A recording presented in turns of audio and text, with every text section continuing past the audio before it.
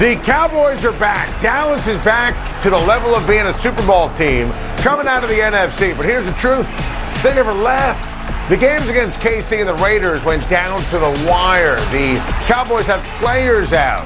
And last night, the defense carried them to a huge needed victory over the New Orleans Saints. And that's really it when you talk about Dallas and the Super Bowl and being in the mix with Green Bay and Arizona and Tampa in the NFC. The defense is legit. It's excellent. That Curse interception was insane. DeMarcus Lawrence is back.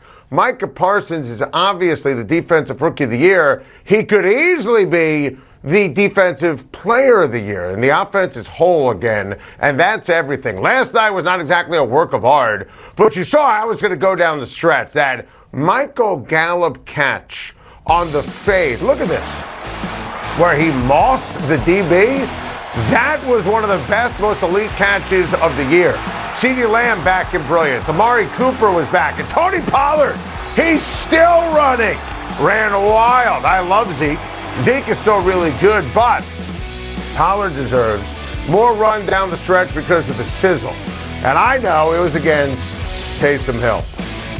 Rough nights for the Taysom Hill truthers. I've been telling you the truth forever. He's a dreadful quarterback. He's not a real quarterback. 4 picks, yikes. But New Orleans isn't dead because they're going to get Alvin Kamara and the tackles back, and the competition cannot be trusted either. But the story in the headline, Dallas. Sky remains the limit for this Super Bowl caliber team. Oh, hey, what's up there, Patrick Mahomes and the first place Kansas City Chiefs? Perhaps the only thing that could slow down the KC hype train was the bye last week. The Mahomes Super Bowl Kansas City Chiefs conversation will be ramped up with the team on Sunday Night Football against the Denver Broncos. And Mahomes is back to being Mahomes. That means the Chiefs are back to being a division winner, thinking about being a Super Bowl team. And look, it took a solid half a season to get here, but the light is officially on, and everyone in the NFL should be on notice. And listen, the Broncos, the hated Broncos, they're a good, solid team. See the record right there. They ooze talents almost everywhere. With 2 notable exceptions being an inferior head coach and quarterback. And while Mahomes' play is sexy, it's the defense that inspires and puts this team at a different level. Look at these numbers for the Kansas City defense during this winning streak. This feels impossible for Denver to get a win. The AFC West is amazing, but it feels impossible for anyone else to win the division because it's still Patrick Mahomes' world, and we're just living in it. Cardinals quarterback Kyler Murray looks to be on track to returning to the Arizona Cardinals lineup after a 3-game absence. So, love or loathe, Kyler won't miss a beat versus the Bears. I love this, and Kyler's going to be great. Now, Cliff Kingsbury said today that Kyler Murray and DeAndre Hopkins game time decisions. However, all reports indicate they're trending in the right direction. They're on the field. Kyler Murray gives you this, especially going up against a defunct Chicago team. And don't let Thanksgiving against Detroit fool you. Fire Matt Nagy. I love Kyler. Assuming he's on the field, he is going to shred the Chicago Bears. The Falcons will slow down Tom Brady on Sunday. Look, let me give you the stat of the weekend here. Courtesy of ace researcher, my guy Brian Coyle. If Tom Brady throws 4 touchdowns and 0 interceptions on Sunday, his career touchdown to interception ratio against Atlanta will be 28-3. I mean, how sweet is that? 28-3.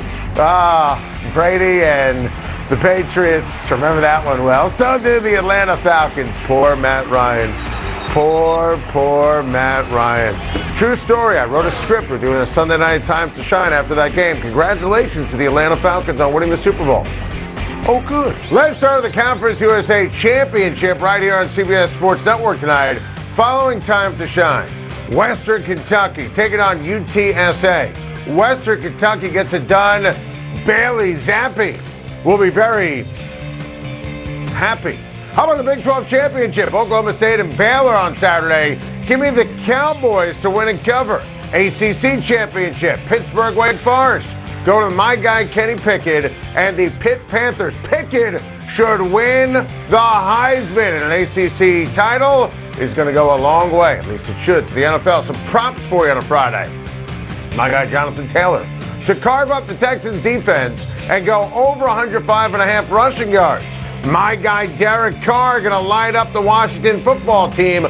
Love the over 266.5 passing yards on Sunday. Let's keep the picks rolling with my guy Will Brinson. And oh hey, take a look at us. Both 10-5 last week. Will, for some reason, took the Saints last night.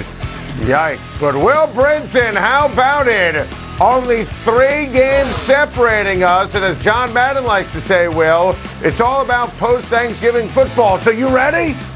I'm ready. 10-5 last week. We're feeling frisky coming into this segment. You know, a good positive vibes buoying us up. Hey, frisky Will Brinson. I love it. All right, let's get to some picks. Starting with a gem on CBS. This is my favorite game on Sunday. Justin Herbert and the Chargers traveling to Cincinnati to take on Joe Burrow and the Cincinnati Bengals. Cincy is favored by 3 points. Will Brinson, take your pick. I was actually surprised that the bosses didn't assign this as the Nance and Romo game, but Tracy Wilson game, of course. But you get the Steelers and Ravens, very good game as well. I'm sure we'll touch on that. I love the Bengals in this spot, Schein. This is a team in the Chargers that is dead last in terms of stopping the run by DVOA and really by any metric. They're just terrible at it. That's how Brandon Staley kind of wants to play defense.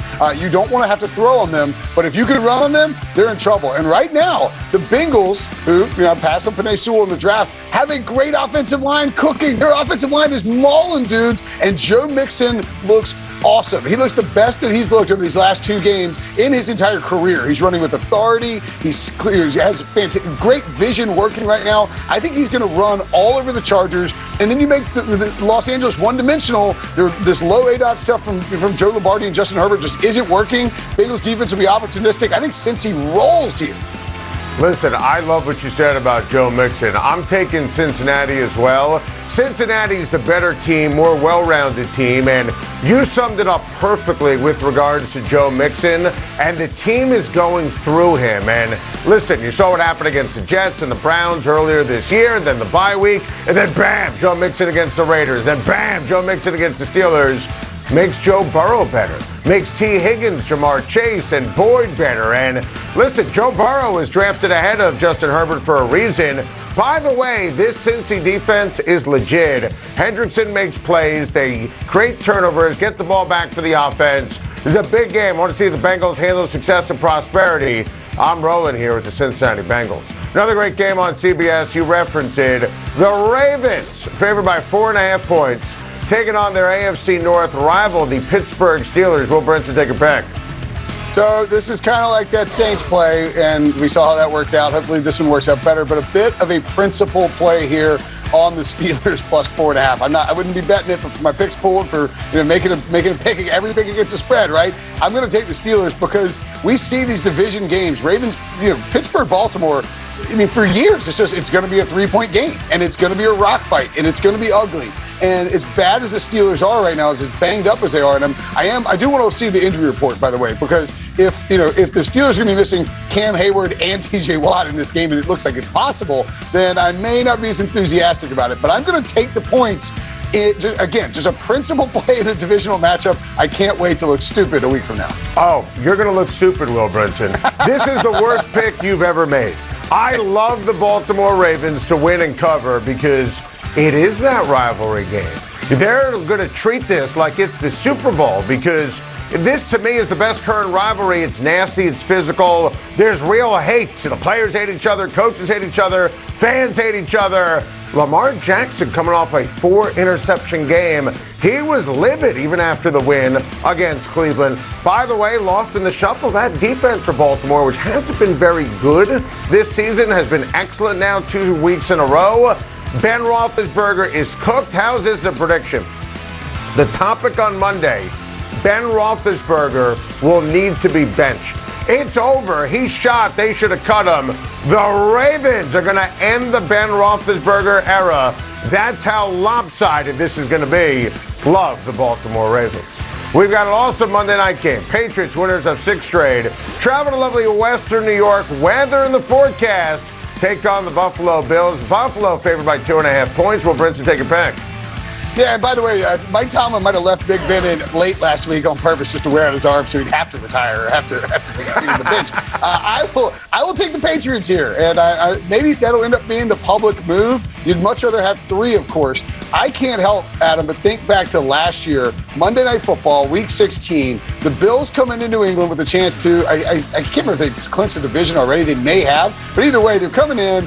Belichick's home dogs and the Bills and Josh Allen, and the Bills embarrassed them on national television. They may have clinched the division that night. It was a stomping. They wanted to send a message, hey, you've had this division for 20 years. Well, guess what? No more. It's ours now. And Belichick probably didn't like that. And I think he's going to come in on Monday night, and I don't know if he can stomp the Bills because Buffalo has a ton of firepower and is a very, very good football team.